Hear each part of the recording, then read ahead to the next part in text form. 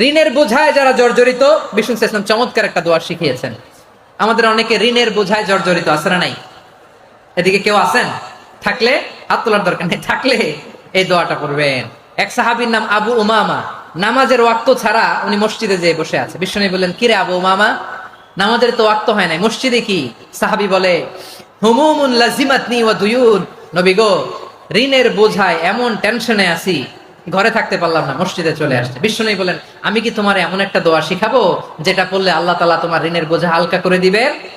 আবু উমামা বললেন, ইয়া রাসূলুল্লাহ, অবশ্যই শিখাবেন। বিষ্ণু বললেন, তাহলে তুমি পড়বা, আল্লাহুম্মা ইন্নী আউযু বিকা মিনাল হাম্মি ওয়াল হাযান ওয়া আউযু বিকা মিনাল জুবনি ওয়াল বুখল ওয়া আউযু বিকা মিন গালাবাতিদ দাইনি ওয়া কাহরির রিজাল।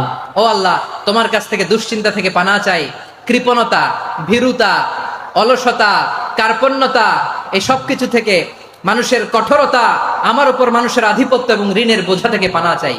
এই দোয়াটা যখন বিষ্ণু শিখাই দিলেন, আবু উমামা বারবার এই দোয়া পড়ে, আল্লাহুম্মা ইন্নী আউযু বিকা মিনাল হাম্মি ওয়াল হাযান ওয়া আউযু বিকা মিনাল আজজি ওয়াল কাসাল ওয়া আউযু বিকা মিনাল জুবনি ওয়াল বুখল ওয়া আউযু বিকা মিন গালাবাতিদ দাইনি ওয়া কাহরির রিজাল।